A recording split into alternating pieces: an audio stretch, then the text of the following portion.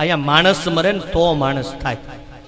અવારમાં શેઠ બાપા બેઠા હતા ને એટલે છાપું વાંચતા, એક ભિખારી નીકળ્યો અને ભિખારી કીધું, શેઠ બાપા તરસ લાગી છે, પાણી પાવ. તો શેઠ બાપા કે ચશ્મા ઊંચા કરીને શેઠ બાપા એ કે ભાઈ આગળ જતો આગળ જતો રહે. ભિખારી જતો રહ્યો, બિચારો ગરીબ માણસ હતો, વયો ગયો. અડધી કલાક ફરીને પાછો આવ્યો એટલે શેઠ બાપાને કે શેઠ બાપા મને પાણી પાવ ને, મને બહુ તરસ લાગી. શેઠ બાપા કે ભાઈ તને કીધું મારા ઘરમાં કોઈ માણા નથી, બહાર જઈને આગળ પી લે ને. એટલે ભિખારી શું કે બે હાથ જોડે કે શેઠ બાપા તમારા ઘરમાં કોઈ માણા ન હોય કઈ નહીં, તમે થોડીક વાર માણા થઈ જાઓ. વાલા આપણને ભિખારીને કેવું પડે કે તમે માણા થાવ. એક ભિખારી આપણને કે તમે માણા થાવ. એ દેવા પડે છે અંતે આયા સૌને નડે છે, એ કરેલા કર્મના બદલા આયા દેવા તો પડે છે.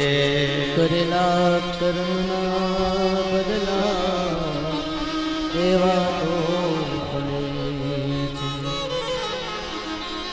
વામન થઈને બલિરાજાને છેતરો, આ વામન થઈને બલિરાજાને છેતરો, અને વગર વિચારે વાલો પગલા ભરે છે. ભૂમિને બદલે વાલો ભૂદર પધાર્યા જીજી, આ ભૂમિને બદલે વાલો ભૂદર પધાર્યા, પોળીઓ બનીને વાલો આયા પેરા રે ભરે છે. કરેલા કર્મના બદલા દેવા તો પડે, દેવા તો પડે છે. અંતે સૌને નડે છે. કરેલા કર્મના બદલા દેવા તો પડે. લાજુ રે લૂંટાણી આયા, લાજુ રે લૂંટાણી જેદી દ્રૌપદી કેરી ત્યારે જાંગ જોખમાણી એના પુરાવા મળે છે. લાજુ રે લૂંટાણી દ્રૌપદી કેરી ત્યારે જાંગ જોખમાણી એના પુરાવા મળે છે. આ કૌરવોને કાપ્યા પછી, કૌરવોને કાપ્યા પછી ઓલા પાંડવો પીણાણા, એ માળે રે જઈને એના એ હાડકા ગળે છે.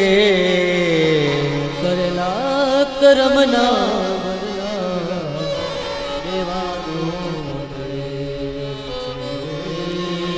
કરેલા પરિવાર બતાવું કે જાતિ કઈ યોનિમાં જાવું. ગરીબના ઝૂંપડામાં જન્મ મળે અને શ્રીમંતના ઘેરે મળે ને. એટલે પહેલી વાત ધ્યાનથી સમજો, જાતિ મારા ને તમારા હાથની વાત નથી. અને જાતિ આપણા હાથની વાત હોત ને તો બધા અંબાણી પરિવારમાં જન્મ લે. કોઈ ગરીબના ઝૂંપડામાં આવે કાંઈ માથાકૂટ નહીં. બીજી વાત બતાવી આયુ. કેટલા આયુષ્યના દિવસો અહીંયા મને તમને મળે. કોઈના ભાગ્યમાં 5, 50, 100 જેટલી સાસ ઈશ્વર આપે એ જ આપણે ભોગવી શકીએ. બાકી જે દિવસે આપણે અહીંયા શ્વાસના ઋણાનું બંધન માંથી મુક્ત થાવ એટલે અહીંથી ગમે એવી સંપત્તિ હોય, પરિવાર, સગા વાલા, એ છોડીને જવું પડે. અને ત્રીજી વાત બહુ સુંદર બતાવી, ભોગ. અને ભોગ એટલે સુખ અને દુઃખ, એ પણ ઉપરથી નક્કી થઈને આવે. હાલે આપણું કઈ કેટલું સુખ અહીંયા ભોગવવાનું એ પણ ઉપરથી નક્કી થઈને આવે કે તમારા ભાગ્યમાં આટલું સુખ છે ને આટલું દુઃખ છે. પણ એમાં પાછું કર્મ સમાયેલું છે. જેવા તમે સારા કર્મ કરીને આવો એટલું સુખ દુઃખ તમને અહીં મળે. જો કર્મનું ફળ તરત મળે, પાક્યા વગર રહે નહીં. તમને તરસ લાગે અને પાણી મળી જાય. હવે રિશેષ થશે ને, હું કહું ત્યારે પાડજો, આજ વહેલી પાડવાની નથી, વચ્ચે કહી દો, કોઈ આવતા નહીં. તમને તરસ લાગે ને પાણી મળે એટલે સમજી લેજો કે કર્મનું ફળ. તમને ભૂખ લાગીને તરત જમવાનું મળ્યું એટલે સમજી ગયા કે કર્મનું ફળ તરત.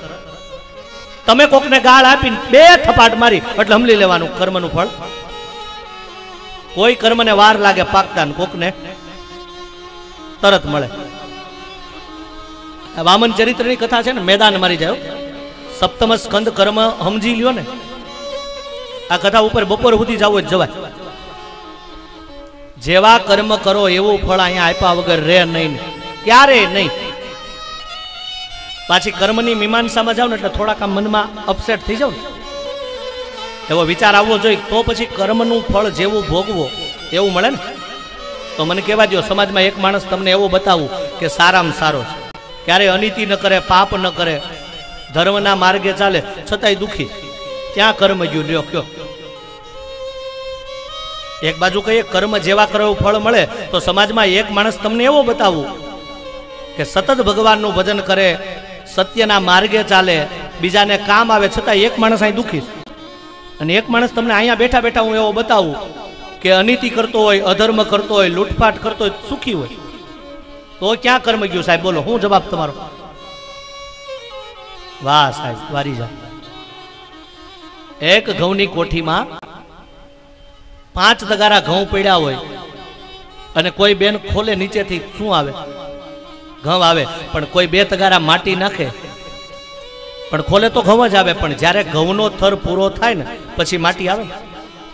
એમાં જગતમાં પહેલો માણસ લૂંટફાટ કરે, અનીતિ અધર્મ કરે, પણ આગલા જન્મનું પુણ્ય લઈને આવ્યો છે. અમારા ખિસ્સાની વાત નથી, કર્મની મીમાંસા છે.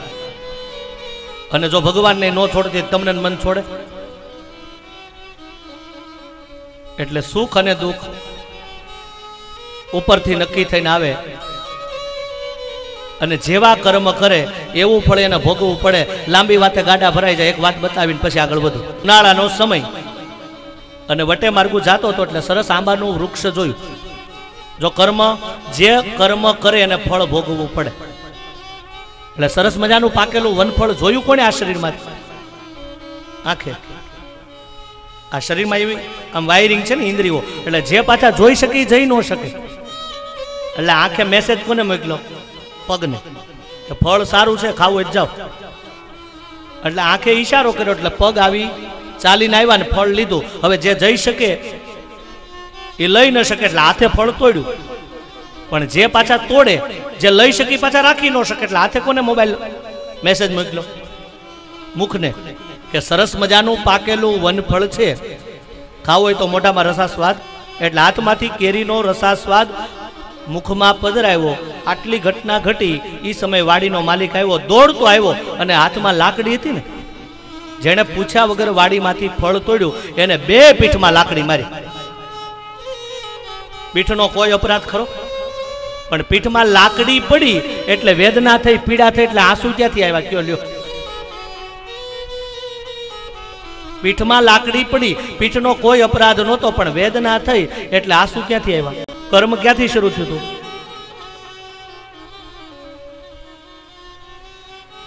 કર્મ પ્રધાન વિશ્વ રચી રાખા, જો જસુ કરહી તસુ ફલ ચાખા.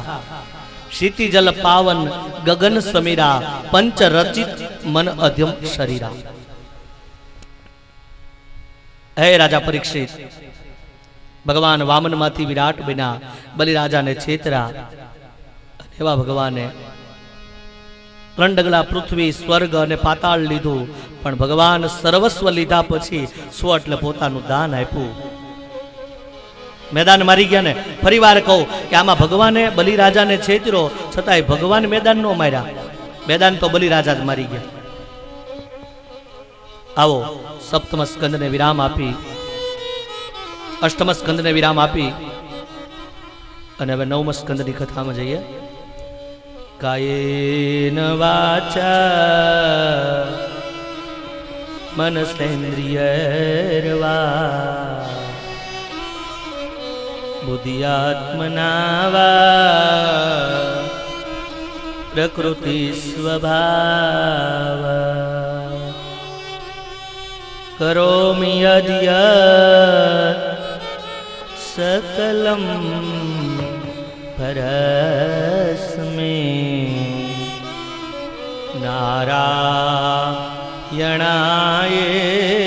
नारायणायेति समर्पयामि।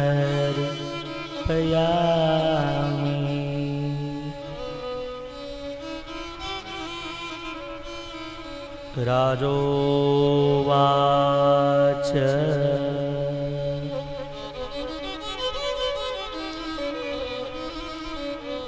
मनवन्तराणि सर्वाणि त्वयोक्तानि श्रुतानि मे वीर्यानन्दवीरस्य हरेस्तत्र कृतानि च योऽसौ सत्यव्रतो नाम राजर्षि द्रविडेश्वरो। आओ राजा, હવે આપને નવમ સ્કંદની કથામાં લઈ જાઉં। અને નવમ સ્કંદ એટલે સૂર્યવંશના એક એક રાજા। એ રાજા એક સત્યવ્રત નામના રાજા થયા। અને જે સત્યવ્રત નામના રાજા એકવાર કૃતમાલા નદીના કિનારે આવ્યા છે। હાથમાં જળ લઈ અને સવિતાદેવ સૂર્યનારાયણને અર્ઘ્ય આપતા આપતા રાજાના ખોબામાં એક માછલી આવી અને માછલી આવતા રાજાએ એને જળમાં પધરાવી। ફરીવાર રાજા ખોબામાં જળ લઈ અને સવિતાદેવ સૂર્યનારાયણને અર્ઘ્ય આપતા આ માછલી શું બોલી ખબર કે હે રાજા, આપ મને જળમાં પધરાવશો નહીં, જળના પ્રાણીઓ મને મારી નાખશે। સત્યવ્રત રાજાએ માછલીને કમંડળમાં નાખી અને રાજા જ્યારે ઘેર આવ્યા, કમંડળમાં બીજે દિવસે માછલી મોટી થઈ। અહીંયા માછલી મોટી થઈ, રાજા મને આ કમંડળ નાનું લાગે છે। રાજાએ પોતાના આંગણામાં એક સરસ મજાનો વીરડો બનાવ્યો, માછલીને એમાં પધરાવી। માછલી બોલી કે રાજા, આ વીરડામાં પણ આ માછલીએ મોટું રૂપ લીધું ને। હે રાજા, મને આ સ્થાન પણ નાનું લાગે છે। રાજાએ મોટો વીરડો કર્યો, માછલીને પધરાવી તો માછલીએ મોટું રૂપ લીધું। સત્યવ્રત રાજા સમજી ગયા કે આ માછલી કોઈ નહીં, કોઈ મત્સ્ય નારાયણના રૂપમાં ભગવાન તો નથી। બે હાથ જોડીને કીધું કે આપ કોણ છો? ત્યારે માછલી બોલી, હે રાજા સાંભળ, હવે ટૂંક સમયમાં બ્રહ્માજીનો કલ્પ પૂરો થવાનો છે। પૃથ્વી ઉપર પ્રલય કાળ થશે અને હે સત્યવ્રત રાજા, હું તારી રક્ષા કરવા મત્સ્ય નારાયણના રૂપે આવ્યો છું। રાજા એક નૌકા હું મોકલીશ, એ નૌકામાં તારી સંપદાને મૂકી અને તું સમુદ્રમાં વિહાર કરજે। અને જ્યારે બ્રહ્માજીનો કલ્પ પૂર્ણ થાય, પ્રલયકાળ શાંત થાય, ત્યારે હે રાજા, તું તારી નૌકામાંથી બેસી અને ફરીવાર તારા નગરમાં જાજે। ભગવાને નવમ સ્કંદમાં પ્રથમ પહેલા સત્યવ્રત રાજાની રક્ષા કરી। સત્યવ્રત રાજાની રક્ષા કરતા પરમાત્મા એની દિવ્ય લીલાઓ, શરિયાતિ માનવો રાજા બ્રહ્મષ્ટિ સ પ્રભુઃ। એક શરિયાતી નામના રાજા થયા અને એ શરિયાતી નામના રાજા એકવાર જંગલમાં નીકળ્યા, પોતાના સૈન્યને લઈ અને છાવણીનો એક સુંદર મજાનો પડાવ નાખ્યો। છાવણીમાં શરિયાતી રાજાની એક દીકરી હતી જેનું નામ હતું સુકન્યા। સહેલીઓની સાથે રાજા અને સૈનિકો બધા છાવણીમાં વિશ્રામ કરતા હતા ને, સુકન્યા પોતાની સહેલીઓને લઈને વનમાં વિચરણ કરવા નીકળી અને એક રાફડા પાસે બે ચળકતા પદાર્થો જોયા। બાજુમાં શૂળ હતી લઈ અને ચળકતા પદાર્થોમાં ભરાવી. એમાંથી રક્ત નીકળવા લાગ્યું. રાજાનું સૈન્ય દુખી થયું અને શરિયાતી રાજા એને વિચાર થયો કે આમાં કોઈ દેવ સંતનો અપરાધ થયો હશે. નાનકડી દીકરી સુકન્યા બોલી કે આવો પિતા, એક રાફડા પાસે મેં ચળકતા બે પદાર્થો ભરાવ્યા છે અને એમાંથી રક્ત નીકળે છે. રાજા પોતાના સૈનિકોને લાવ્યા. સુકન્યા એની સહેલીઓ સાથે આવી રાફડાને ખોલાવ્યો ને ત્યારે ભારત વર્ષનો એક ઋષિ જેનું નામ હતું ચૈવન ઋષિ સમાધિમાં બેઠા હતા અને સુકન્યાએ રાફડો થઈ ગયેલો ઋષિ ઉપર, પણ એની બે આંખ ખુલ્લી હતી. શૂળ ભોકાવી બંને આંખો ચૈવન ઋષિની ફૂટી ગઈ. ઋષિ રડતા રડતા બોલ્યા કે આ જંગલમાં અમે તપ કરી અને જંગલની અંદર પણ આ જગતના લોકો મને અહીં શાંતિ ન લેવા દે. શરિયાતી રાજાએ ક્ષમા માગી કે હે ઋષિરાજ, મારી કન્યાથી અપરાધ થયો, મને માફ કરો. આપ કોઈ શ્રાપ આપશો નહીં. પણ ઋષિ બોલે ને, ઋષિ કાંઈ બોલે ને એ પહેલા તો સંસ્કારી મા બાપની દીકરી હતી ને. દીકરા સે દીકરી ભલી, દીકરા સે દીકરી ભલી જો સતવંતી હોય. દીકરો તારે એક, જ્યારે દીકરી તારે દો. એ સુકન્યા સંસ્કારી હતી, બોલી કે પિતા તમે હટી જાઓ, ભૂલ મેં કરી છે. ચૈવન ઋષિને શું કીધું ખબર કે ઋષિ રડોમાં, આજથી હું તમારી સેવા કરી અને અહીંયા આશ્રમમાં આપણે બે જીવન વિતાવીશું અને તમારી આંખો મેં ફોડીશ. તો હે ચૈવન ઋષિ, હવે તમારી હું સેવા કરીશ. અને સાંભળી લ્યો આ સમાજના લોકો, આ તો સમાજના લોકો છે. આવતીકાલે મારા તમારા ઉપર આળ નાખે ને.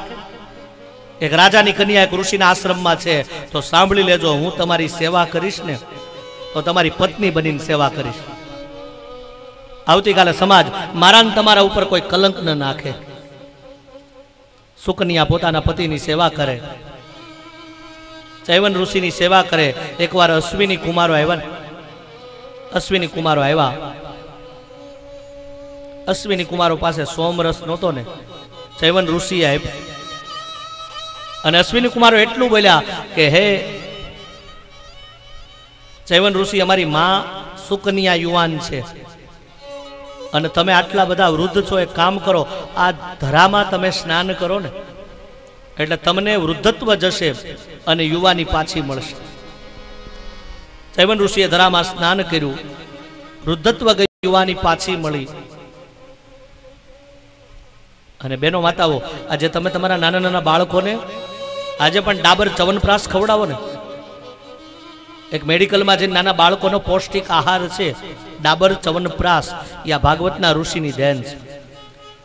અને આજ આનંદ એ છે, ઘણી ઘણી કથામાં ચૈવન ઋષિને યાદ કરતો, પણ મેં એવું સાંભળ્યું છે ચૈવન ઋષિનો આશ્રમ અહીંયા આપણું આ ચણાકા એના ખોળામાં બેઠા છે. અશોક કુમાર લઈ જાય સાંજે દર્શન કરવા જવા, જો લઈ જાય તો. હું બોલું છું રોજ, આ કથામાં બોલું, પણ આજ આપણે બે જઈ દર્શન કરી આવી. ચૈવન ઋષિના આશ્રમનું એક મંદિર છે, મેં સાંભળ્યું, યો નથી એટલે તારી ઉપર છોડું. એક કન્યા એના પતિની સેવા કરી, પરમાત્માના પદને પામ્યા. હે રાજા, એ વંશમાં એક નભગ થયા, એના નાભાગ થયા. આવા એક એક રાજાઓની સુંદર મજાની કથા, પણ મને મારો સમય રોકે છે, કારણ કે તમે બધા અપસેટ થઈ ગયા એટલે ચા પાણી જે હોય ને સ્વીકારી લ્યો પહેલા, કારણ કે તમારું મન એમાં હશે ને મારું મન કથામાં. એટલે આવો રિશેષને આગળ વધારીએ, ભગવત નામનું સ્મરણ કરી અને આગળ વધીએ.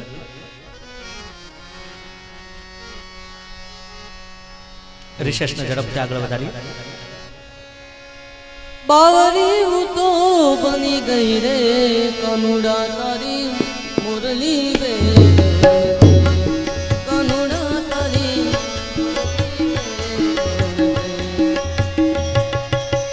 મુરલી. ઝડપથી રિશેષને આગળ વધારીએ.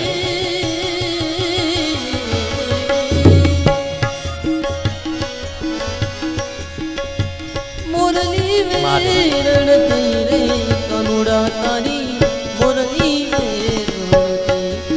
કનુડા તારી મુરલી.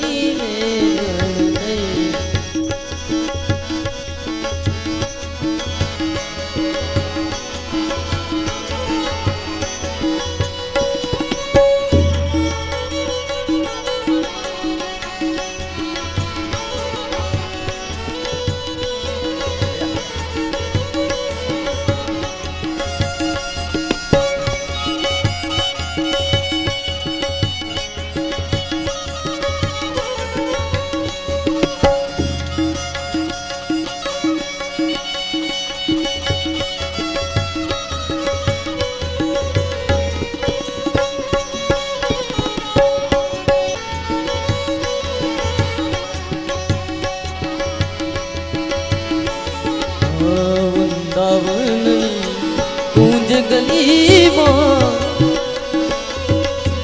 वृंदावन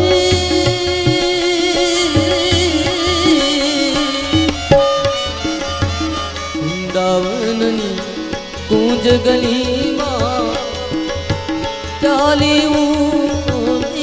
वही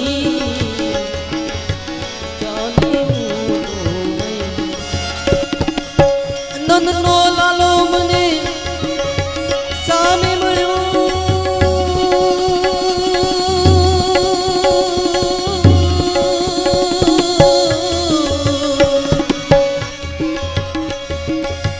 नंदनो लालो मने सामे मळ्यो पछी हूँ तो शरमाई गई रे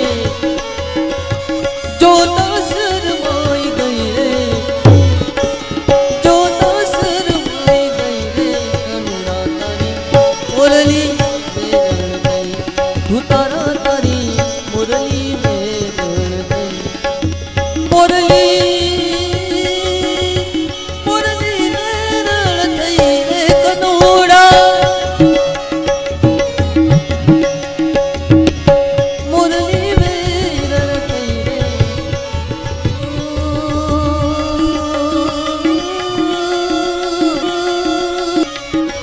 बेरण गई रे कनुड़ा तारी मुरली बेरण गई कनुड़ा तारी मुरली बेरण गई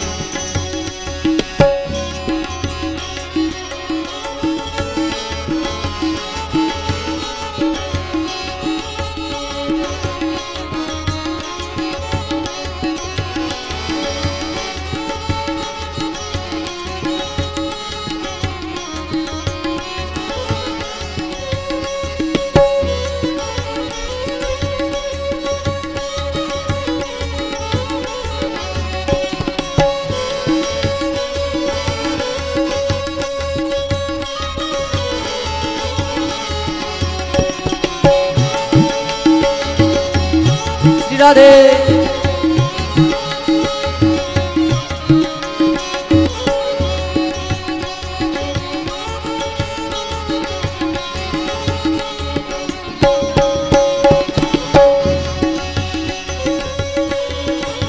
वालो गाड़े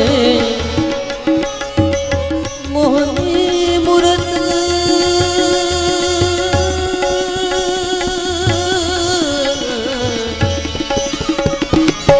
वालो गाड़े मीठी मीठी मोरली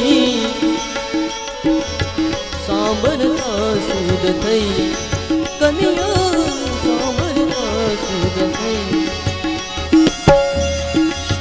वालो गाड़े मीठी मीठी मोरली वालो गाड़े मीठी मीठी मोरली सांभरता सुध थई कन्या सांभरता सुध थई तीर्थ गारे मने कामड़ की ना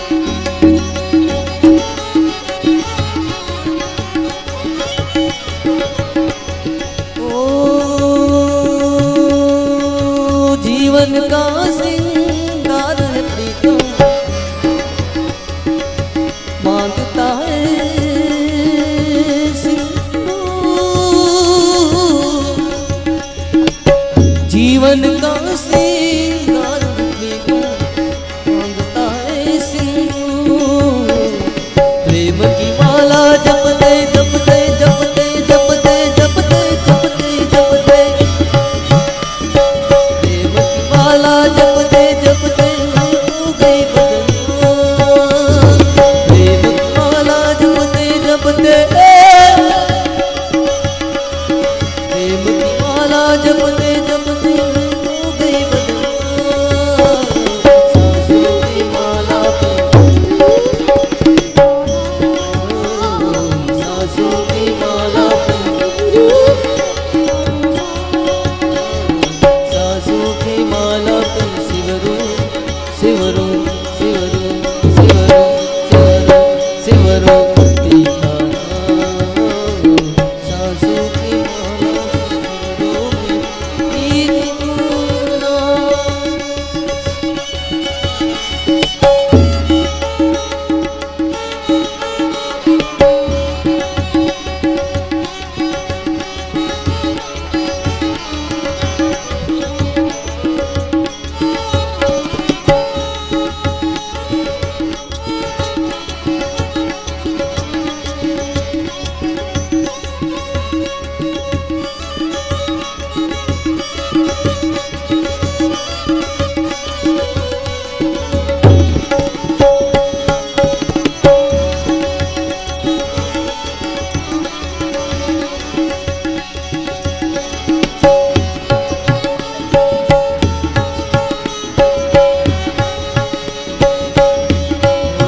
सावरी सूरत मोहनी मूरत,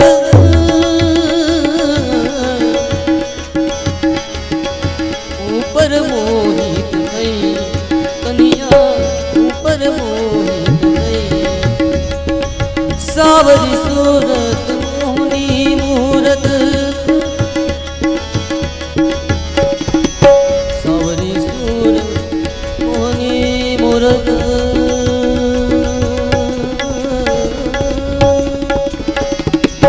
ऊपर मोहित गई कन्या ऊपर मोहित गई। दास सितार प्रीतम ने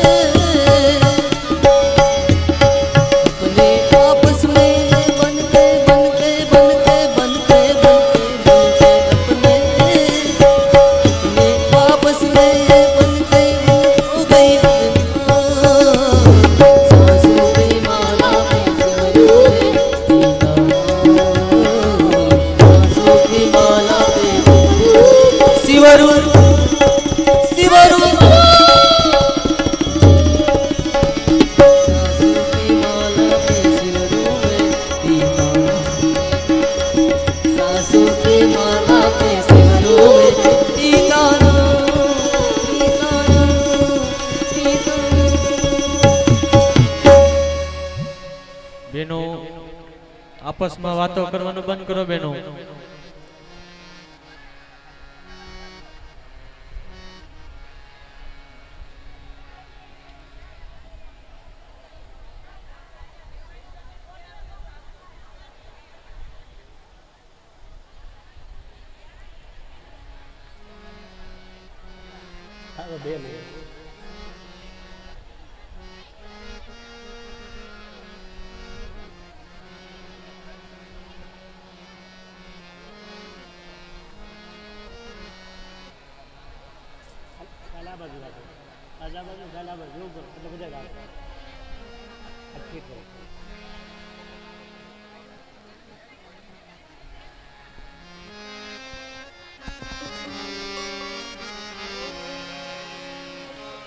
बोलिए श्री द्वारिकाधीश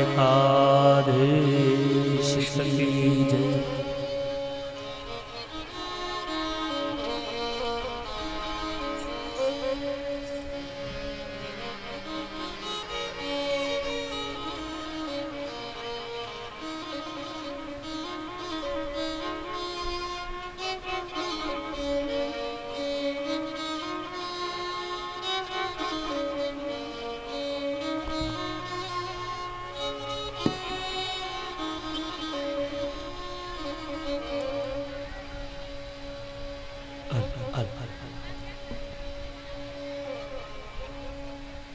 बोलिए श्री द्वारिकाधीश की जय। आओ आपस में बातों ने बंद करीने फरी पाछा भगवत कथामां मन लगावीए।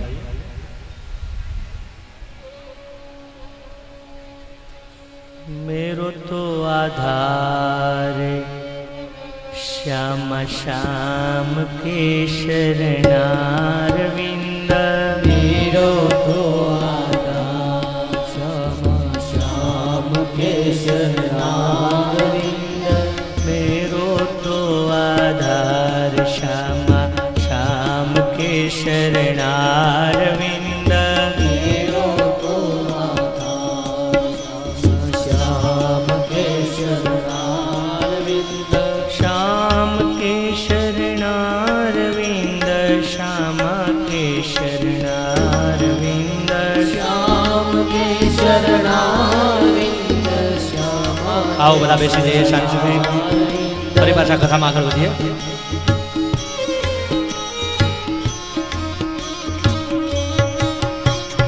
मेरो तो आधार श्यामा श्याम के शरणारविंद।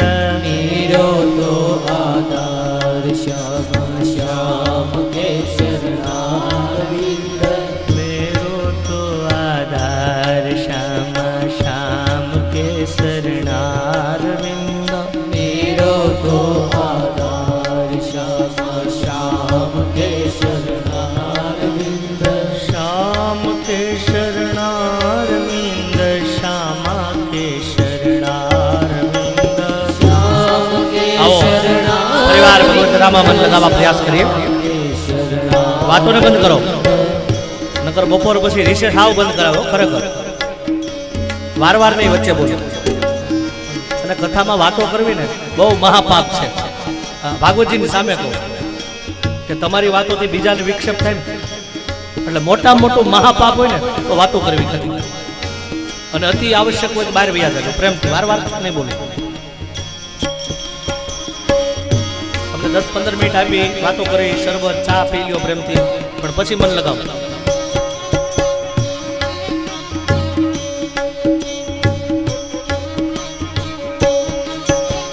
मेरे गले में हार श्री विठल के शरणारविंद। भाव से गाइए बता। श्री विठल के शरणारविंद। मेरे गले में हार श्री विठल के शरणारविंद। मेरे गले में हार श्री विठल के शरणारविंद। विठल के शरणारविंद। वल्लभ के शरणारविंद। विठल के भाव से गाइए सब। वल्लभ के शरणारविंद। विठल के शरणारविंद वल्लभ के शरणारविंद विठ्ठल के शरणारविंद वल्लभ के शरणारविंद मेरो तो आधार श्यामा श्याम के शरणारविंद मेरो तो आधार श्यामा श्याम के शरणारविंद श्याम के शरणारविंद श्यामा के शरणारविंद श्याम के शरणारविंद श्यामा के शरणारविंद श्याम के शरणारविंद श्यामा के शरणारविंद श्याम के शरणारविंद श्यामा के शरणारविंद मेरो तो आधार श्यामा श्याम के शरणारविंद मेरो तो आधार श्यामा श्याम के शरणारविंद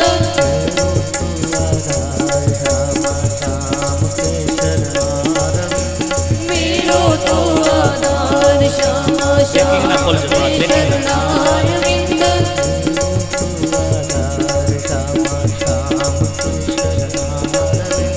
मेरो तो आधार श्यामा श्याम के शरणारविंद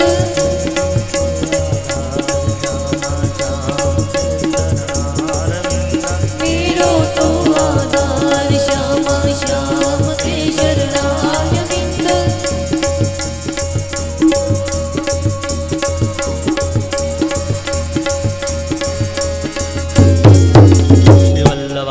वल्लभाधीश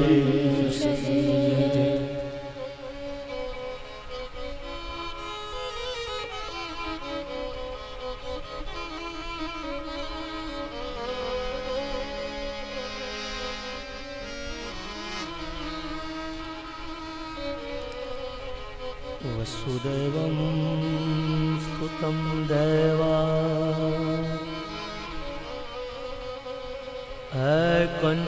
कंचचारुणमर्दन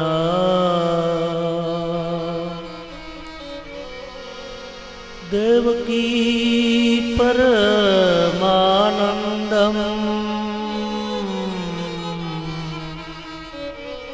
कृष्णं वन्दे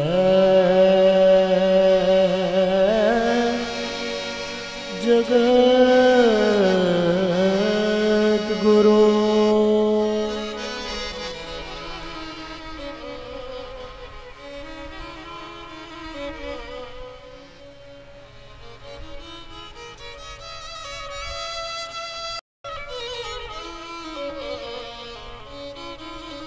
मूकं करोति वाचाल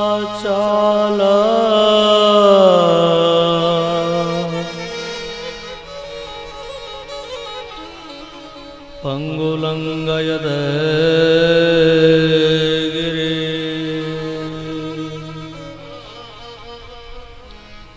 यत्कृपा तमहं वन्दे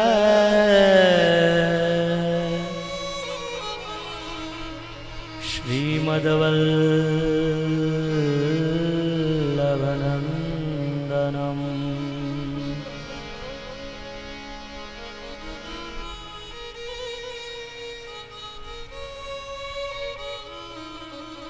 श्री गंगा के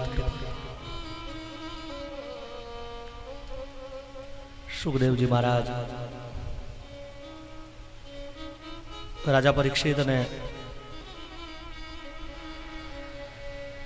नवम स्कंदनी कथाओं संभळावे। हे राजा परीक्षित, न भागो न भगावत्यम यम तदभादर कविम यविष्टम व्यभजनम दायम ब्रह्मचारेण मागदा।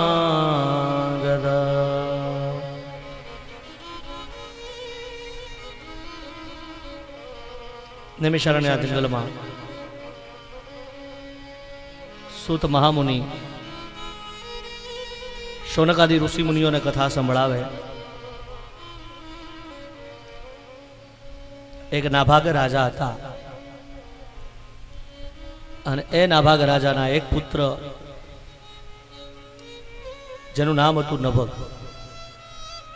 વેદવ્યાસની કથા લખવી પડી, કારણ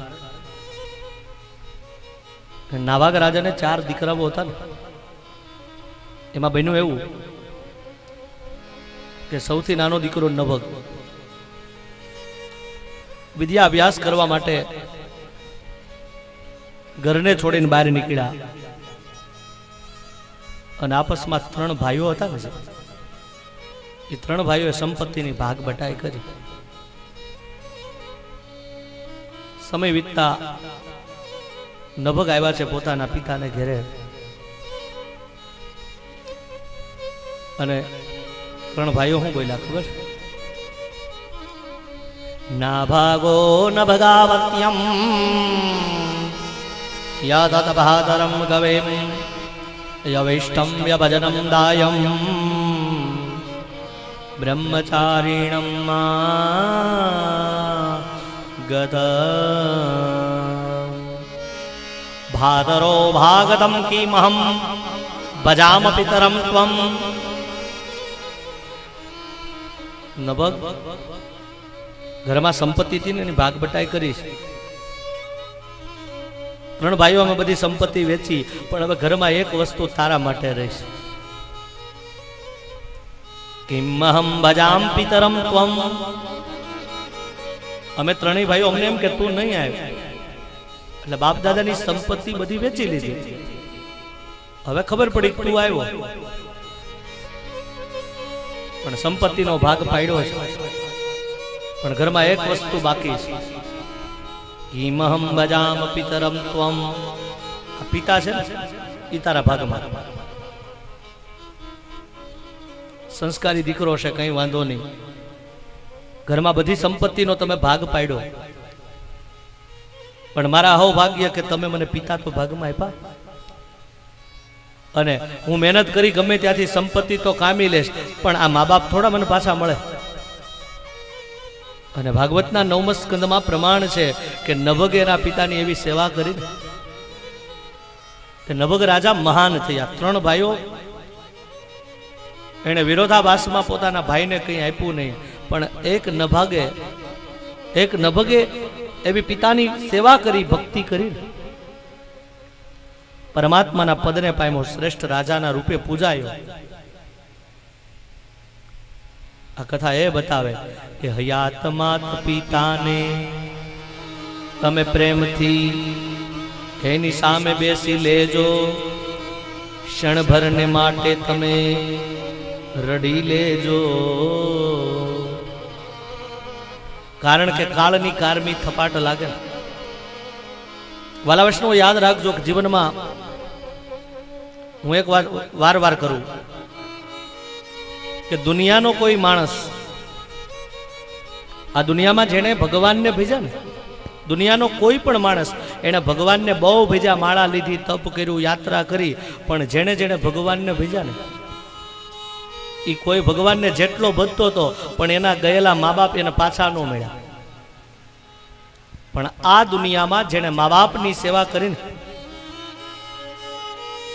જેને ભગવાનને ભેજ્યા એને મા બાપ પાછા નથી મળ્યા, પણ વાત ઉપર ધ્યાન આપજો, કાંઈ જેને મા બાપની સેવા કરીને એને ભગવાન મળ્યા. અને માટે આ દેશનું શાસ્ત્ર કહેતું હશે, આ દેશનો ઋષિ કહેતો હશે ને, માતૃદેવો ભવ પિતૃદેવો ભવ. ક્યાંય કૃષ્ણ દેવ ભવ નથી લખ્યું, ક્યાંય રામદેવ નથી લખ્યું. એ તો છે જ ભગવાન, પણ સાચા ભગવાન હોય ને તો આ દુનિયામાં કૃષ્ણને વૈષ્ણવો વાલા તમે ભલે ગળામાં કંઠી પહેરો, તમે તિલક ચાંદલો કરો, પણ આ ભાગવતની અંદર હવે સૂત્ર એક લેજો કે સાચો કૃષ્ણ અમારો, એની પૂજા કરીએ, સેવા કરીએ, રામની સેવા કરીએ, માતાજીને માનીએ, શિવને માનીએ. ઘરમાં બેઠેલા જો મા બાપ દુઃખી થતા હોય ને તો ક્યારેય ઓલા દેવ રાજી નો રહે. ઘણા કે ને કે અમે ચોટીલા જઈ માતાજીને પગે લાગવા, અમે અંબાજી ગયા, અમે ખોડલમાના દર્શન કર્યા, પણ વાલા ભક્તો ક્યારેક કેવું પડે કે ડુંગરાની માં રાજી ક્યારે થાય? ઉમરામાં બેઠેલી માં રાજી હોય તો. અને આ દેશ આજે આગળ વધી રહ્યો છે ને. ઘણા કહે છે કે ભારત દેશ 21મી સદીમાં જઈ રહ્યો, ત્યારે ક્યારેક ક્યારેક કેવું પડે એવું લાગે કે આ દેશ હજી 17મી સદીમાં જીવે છે. અહીં બેઠેલા વડીલોને ખબર હશે, આ બધા ખેડૂતો છો, તમને ખબર હશે કે તમારો બળદ વૃદ્ધ થાય ને તો આ દેશનો ખેડૂત એના બળદને ખીલેથી છોડતો નથી, એનું ગઢપણ પાળે ને. પણ દુર્ભાગ્ય છે આ દેશના મા બાપના કે એ મા બાપને અહીં વૃદ્ધાશ્રમમાં મૂકવા જવાય છે. આ ક્યાં દેશ મહાન કોને કહેવાય? અમે જ્ઞાની બન્યા, અમે બહુ સંપત્તિ કાયમા, અમે ગાડી લીધી, બંગલા લીધા, પણ વાલા આપણા મા બાપ જો દુઃખી થતા હોય, આ સંપત્તિ મને કહેવા દો, સંપત્તિ નથી. અહીંયા પુંડરીકે મા બાપની સેવા કરી, અહીંયા શ્રવણે મા બાપની સેવા કરી. એટલા કથાના સંકલ્પને એવા લેજો કે જીવનમાં ભાગવતજી સાંભળો ને, તમે ભાગવતજી સાંભળો, ભાગવતના શ્લોકો તો મોટે થઈ ગયા બહુ, પણ જ્યાં સુધી આચરણ ન બદલે ત્યાં સુધી શું કામનું. અને ક્યારેક અહીંયા બેઠેલા યુવાન ભાઈ બહેનો આ કથા સભામાં એટલા બધા બેઠા છે ને, આ બાજુ યુવાન ભાઈઓ બેઠા, આ બાજુ યુવાન બહેનો બેઠી છે ને, તો કથાકાર તરીકે નથી કહેતો પણ એક ભાઈ તરીકે તમને કહું ને, આજે એવા સંકલ્પ અહીંયા કરજો કે અમે રામને માનીએ, કૃષ્ણને માનીએ, ન માનીએ, પણ અમે મારા મા બાપને ક્યારેય દુઃખી નહીં કરીએ. અને યુવાન ભાઈ બહેનો ક્યારેક વિચાર કરજો, ક્યારેક અહીંથી શોપિંગ કરવા નીકળો ને ભેસાણ જુનાગઢ, એટલે શોપિંગ કરેલી થેલી ગાડી મૂકતા નહીં, 5 કિલોની વસ્તુ હોય ને 10 કિલોની એને હાથમાં રાખજો. તમે 5 મિનિટ 10 મિનિટ શોપિંગ કરેલી થેલી, શાકભાજી કઈ વસ્તુ, એ થેલી પકડો ને, 5 કિલો વજન હોય, 7 કિલો હોય, જે હોય તે, તમે થાકી જાવ ને. તો જેણે તમને 9 માસ ઉદરમાં રાખ્યા હશે એ માને થાક નહીં લાગ્યો હોય. મોઢેથી બોલું માં હે મને સાચે જ બાળપણ સાંભળે, મોઢેથી બોલું માં મને સાચે જ બાળપણ સાંભળે, પછી મોટપની મજા મને કડવી લાગે કાગડા.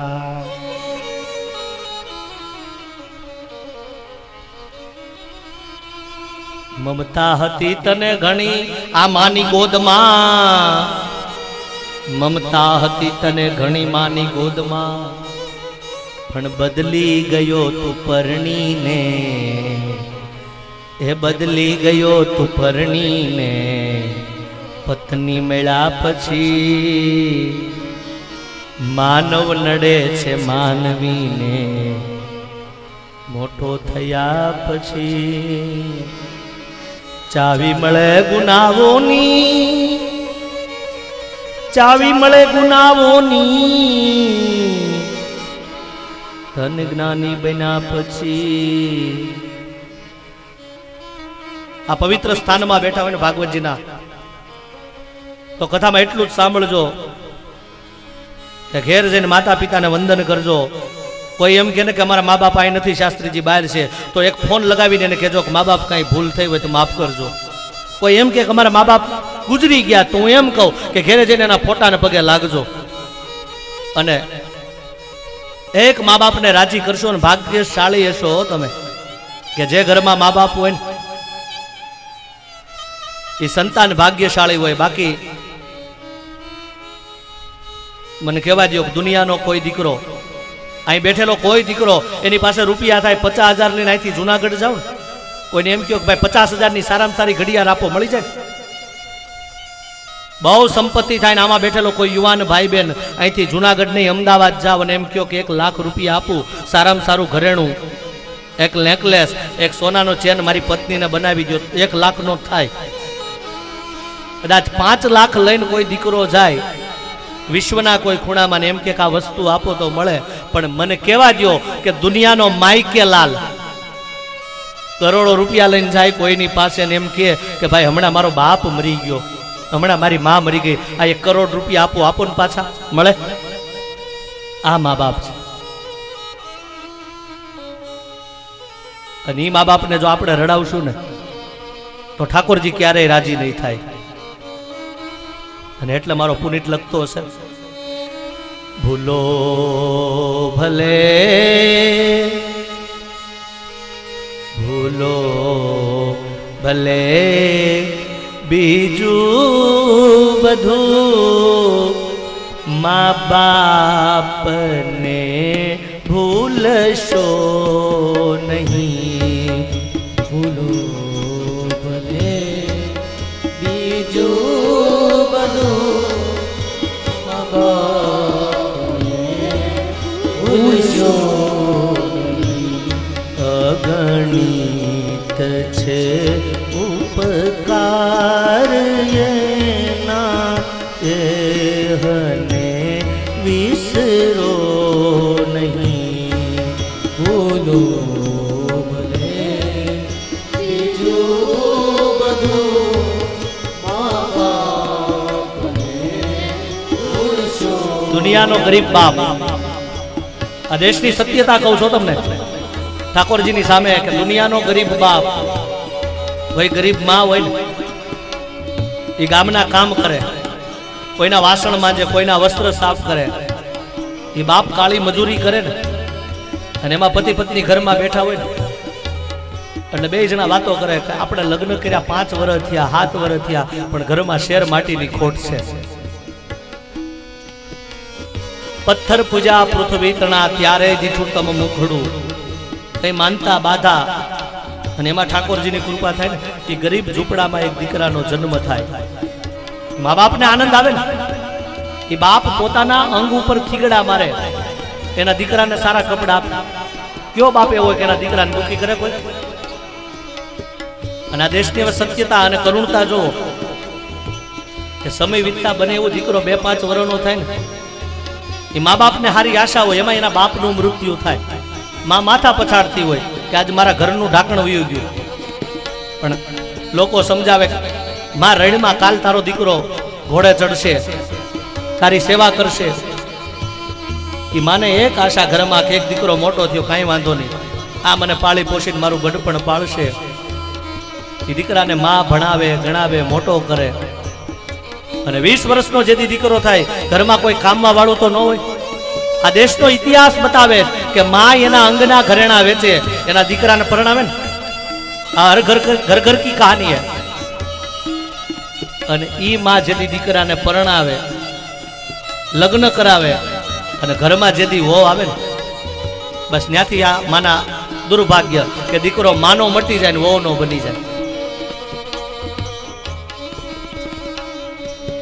પથ્થર પૂજા પૃથ્વી તણા ત્યારે દીઠું તમ મુકડું